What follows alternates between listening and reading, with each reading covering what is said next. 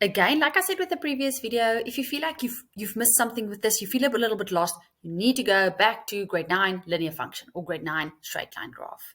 Okay, let's look at this first question. It says, find the equation of the line. And we need to know if we find the equation of a line, it is in this form.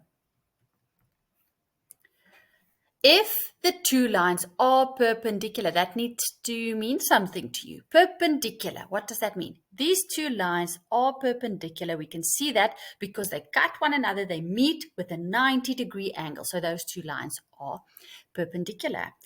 There's knowledge that we need to have about perpendicular lines. And what is that? Perpendicular lines, if we multiply their gradients, I'm going to take the gradient of the one line, and I times it by the gradient of the other line, then it will always give me -1. All right, that is something that we need to know and that we're going to use. We're going to use that idea in this question. All right, let's investigate and see what's going on the diagram. So we've got the equation of this line, so that's clearly not the one that we need to find. We're going to have to find the equation of the other line. If we look at that other line, we weren't given too much information on there.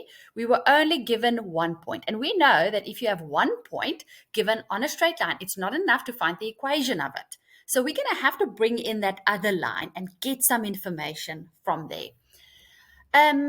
What can we substitute? That point that they gave us is the y-intercept, so we can plug that in the place of our c, which is our y-intercept. So we have that, because our c is equal to 5. So far, so good. What information is still missing? Well, we don't have the gradient.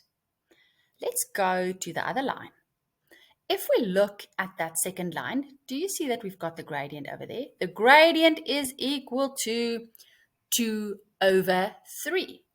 Now, if we think about this idea about perpendicular lines, then surely we can use that to find the gradient of our line that we're trying to find. We're going to do this in two ways.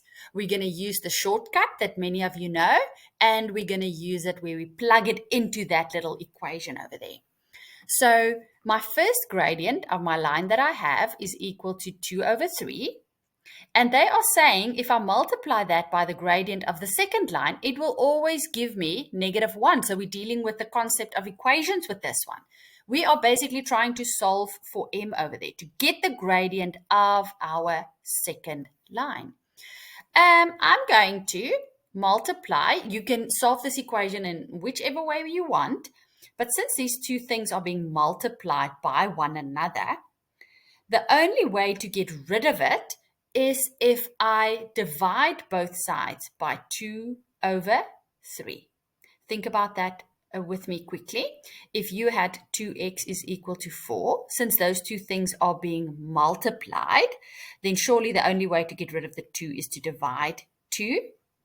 And then I do that on both sides. So it's the same idea over here.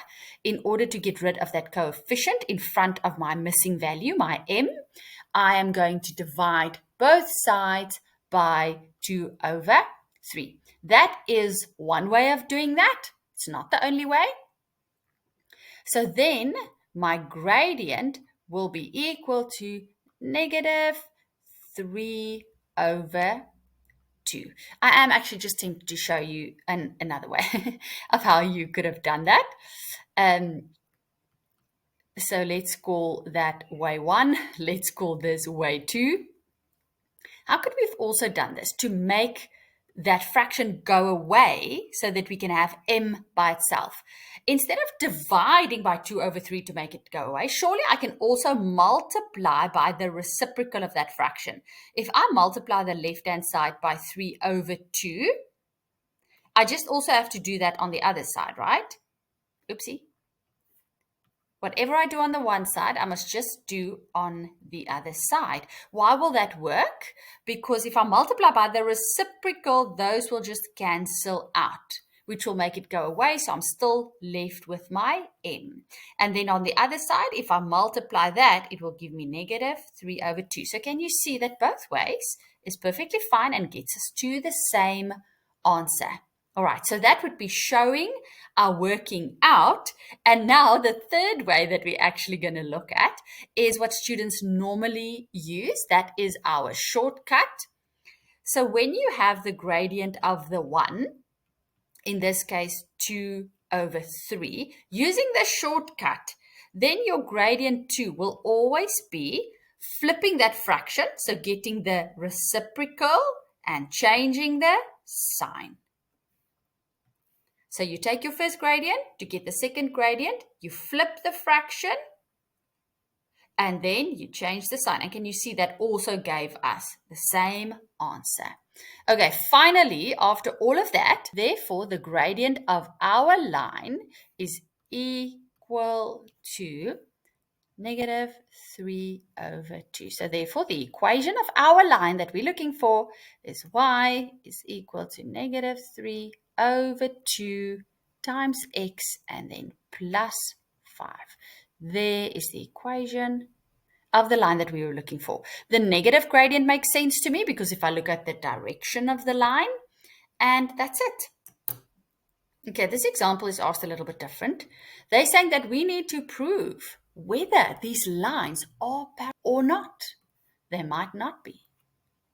So the moment that you see that perpendicular in your mind, you need to go to that idea of, okay, well, with perpendicular lines, I know that if the gradient of the one times the gradient of the other gives me -1, then the lines are perpendicular. If I multiply them and it does not give me -1, then it means the lines are not perpendicular. That can also happen. So with this one, let's identify and see if we have the gradients of the two lines. Yeah, sometimes you're first going to have to go calculate the gradients, which is perfectly fine. You can do that. The gradient of the one line is that, and the gradient of the other line is that. So if I take the gradient of the one line and I multiply it by the gradient of the other line, let's see what that gives us. If it gives us a -1, then we know that therefore the lines are perpendicular. If I multiply those two, it will give me, I'm just going to put that 1 over 1 like that. Obviously, you can just use your calculator with this, but whatever. We're also looking at some fractions. That will give me -3 over 3, which is just equal to -1. So since when I multiplied my gradient 1 with my gradient 2, when I did that over there, it gave me -1. So since that holds true, therefore, the lines are perpendicular. If it did not hold true, we would have stated therefore the lines are not perpendicular.